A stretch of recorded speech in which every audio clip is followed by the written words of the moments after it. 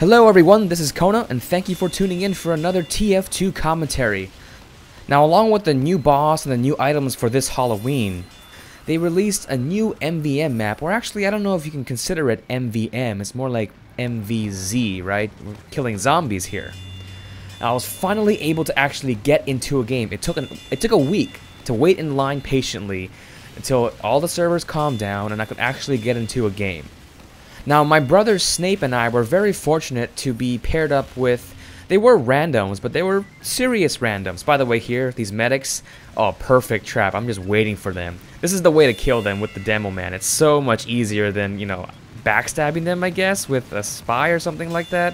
It's a lot easier, and I just go in for the cleanup with some crit pipes. But yeah, this wave 66, it was rather difficult, but I think the thing that made it really difficult was just the length of it. You have to play for half an hour straight with really no gaps in between.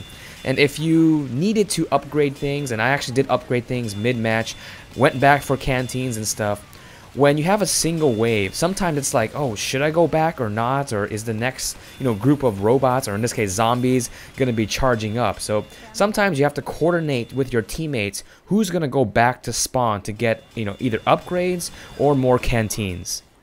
Now, I think our team was pretty well balanced. We have a scout, a demo man, heavy, soldier, pyro, and of course the engineer. I can only give you my perspective or my views and my thoughts about this wave 66 from the demo man's point of view, because this is the only class that I played this mission on. So I can't give stuff like pyro or scout or anything like that. But for the demo man specifically, I found that the pipe bomb launcher, I really love the pipe bomb launcher. If you are really good with the lock and load and you can hit a lot of your shots, by all means go ahead with the lock and load. But I will admit, I'm not that good with the lock and load. I cannot hit a whole bunch of shots consistently. So I use the regular default pipe bomb launcher instead so that I have a backup. By the way, this crit stuff is awesome. That's one strategy I just love to do, is I buy a bunch of crit canteens, pipe bomb launcher, get them in a big group, does a ton of damage. The pipe bomb launcher also allows you to roll your grenades right next to the zombies' feet, and they can be crit or not, doesn't really matter. It's still going to do a whole bunch of damage. I like to do that right in the beginning just as they're about to drop, because if I ever miss, it might actually go down into that big hole where the tank comes out. That's if I miss an air shot with the pipe bomb. But if I roll it, and I really like rolling on this map, because you notice that right in the beginning that there's a big slope going downhill. So all you do is you shoot grenades right near your feet, and they just keep on rolling and they'll hit them. This is one of the things that I was not expecting. Buff banner direct hit soldiers. Real pain in the butt. Like, really, one hit and you're pretty much dead, and they're not even critted. The crit stuff comes later on. It's really bad, but the buff banner was really tough. Then we have the giant medic, something that is actually from the expert missions of MVM, so it wasn't too big of a surprise, but still, it's really annoying having to go for the medic first. If MVM teaches people anything about TF2, it's that the medic is pretty much the most important class. If you don't take care of the medic, you lose. So taking care of that medic is really important. Gotta hit the medic first and then go for the giants. This is another thing that I was not expecting in MVM. It's the crapload of tanks that they send out at you. Luckily, I upgraded my pipe bomb launcher, so I actually have 12 grenades, but still, a lot of tanks. And sometimes I think there was at one point, we had 3 tanks out in the open. We had to use all of our crit canteens. Now, when there are a bunch of these tanks, they send out a crapload of spies, and I mean a crapload of spies. It got to the point where I couldn't tell who was on our team or not. I really couldn't tell. So basic rule of thumb here, just shoot anything with legs. Really, and tread. Just shoot anything that moves, really. Because so much was going on that I could barely tell who was on our team. So I just shot anything that moved. Now, the last half of the wave was something I was not expecting, because I thought, we basically took care of the gigantic robots, so I thought it was going to be easy, but instead, they send out a bunch of crit whatever at you. In this case, it's bowmen, and then it goes to soldiers and stuff, but this really shows that when you have a bunch of these guys shooting crit projectiles at you, it's pretty effective. It's probably worse than a giant. This is much more difficult than dealing with giants. Huntsman, basically one arrow and you're pretty much dead.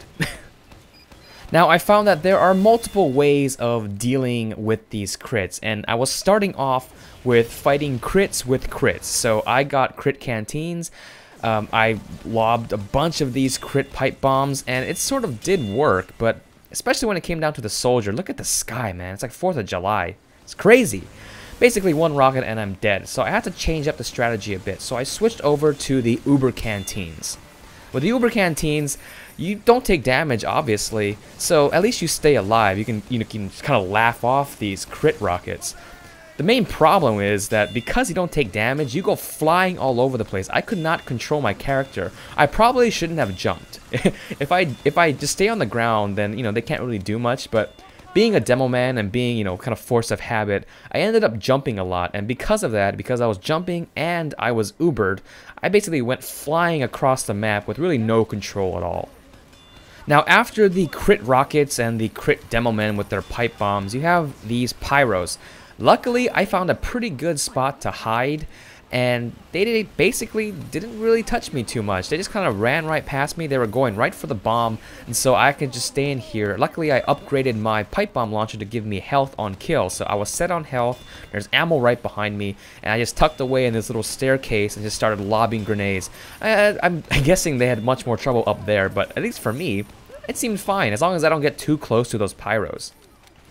Now, I think they send scouts after the pyros, which isn't too bad. I tried to hide most of the time and not get killed too much, but this is where things get a little more trickier, because those medics that they were saving up, they send them one at a time with the heavy, and they're Ubered.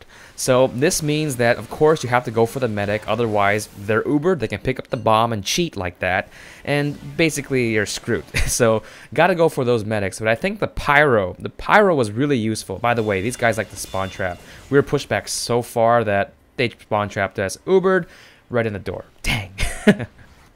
Now, I think pretty much everyone else on the team had the right idea and started using Uber canteens at this point, but I actually switched back to my crit canteens because my idea was to go out of spawn, fire as many crit pipe bombs as I can, and hopefully those pipe bombs will either hit someone, hit a medic and kill them before they can pop Uber, or they'll roll and they'll get the medic that way. That was my mentality, but as you can see, it's not working out too well, because pretty much as soon as I leave spawn and I start lobbing these grenades, they somehow lock onto me and they kill me from far away because there's no damage drop off for crits. So bad strategy on my part, but probably the Uber canteens would have worked a little bit better in this situation. So that's Wave 666 for the Halloween update. It was a lot of fun, but it was very challenging. You're definitely going to have to go try hard mode if you want to beat this thing. You have to have a lot of coordination, a lot of teamwork, and decent amount of skill. I kind of wish they had some sort of item drop, a special item that you get at the end for beating this thing, because it is pretty difficult. Alright, last kill. But yeah, I kind of wish there was some sort of item as proof that you did this, but I guess it's because it's boot camp, no items. Now, my question for you guys is, have you guys beaten Wave 66? And if you have, do you have any special strategies that you use against these zombies? Let me know in the comments below. So I hope you enjoyed this video. Thank you very much for watching, and have a nice day. Oh, my HUD is broken. I don't get any items anyway.